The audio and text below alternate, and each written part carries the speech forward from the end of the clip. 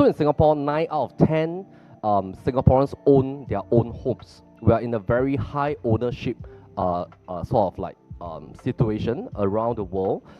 Most countries, they are at about 50 to 60% home ownership, but we have 90% home ownership rate. So everybody owns homes, which is why residential properties usually has a lot of transaction volume compared to like commercial property and stuff like that. So let's have a look at resale TOP condos. TOP condos means that condos have just collected keys.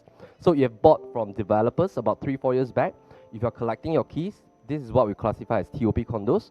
Brand new from developers, strata landed, pure landed. And I'm only going to focus on freehold and 999 for pure landed for tonight, all right? So it's important to recognize who are the drivers of pricing. Why is it important? It's because when you can recognize who drives the price in residential properties, you can identify opportunities. Sometimes it doesn't mean you have to buy the most powerful kind of driver. You can go for the other version, because sometimes the other version will move up faster in a certain season. But there are times that you need to go for the key driver, right? So the key driver, naturally, we call it the apex property. It will definitely be landed. Why? Because landed property in Singapore, it has no more supply. There's no more new supply. We have stagnated for the last 10 to 15 years at 73,000 landed, and that's it already. Whatever new land that has been created is because developers buy old land and subdivide, but there's no more new land from the government. New condos, naturally, it will be the driver. Why? Because new condos are in favor with banks. Why? Because you don't have to worry about topping up valuation on top, topping up cash above valuation. Unlike resale properties, when you want to sell your resale condos, you have to call your banker. What is the valuation? But new projects, usually land bid price, developer launch price, the bank supports the price, which is why this is usually the driver for pricing. So when it comes to movement, let's have a look at this movement right now.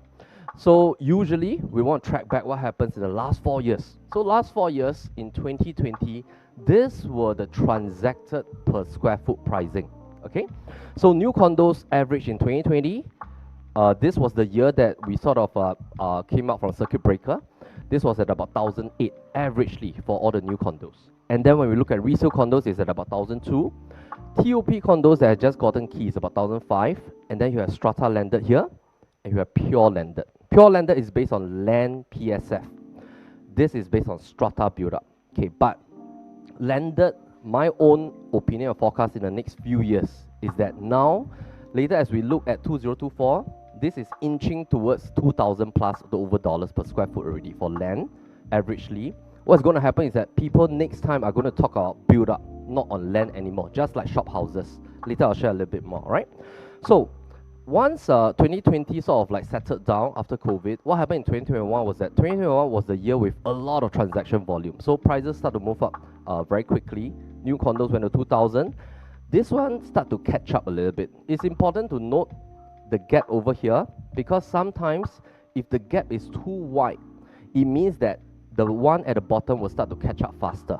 So that is the time for you to buy the one at the bottom, so that you can accelerate faster, exit, and then you switch to the other one.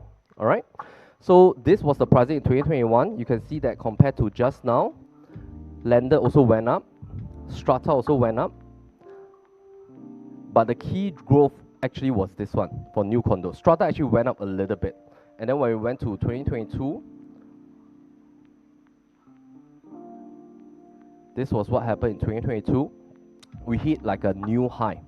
But 2022, basically what happened is that we went into a new season that launches will launch at a new kind of pricing, which people need a bit of time to get used to. Now, we sort of already got used at new launches at about 2004, 2005 PSF. So this was the start phase of a new benchmark, and that is the time actually resale started to catch up very quickly because the gap increased.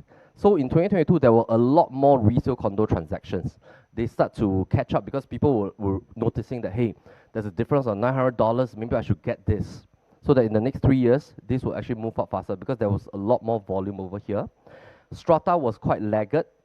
Pure landed start to go up.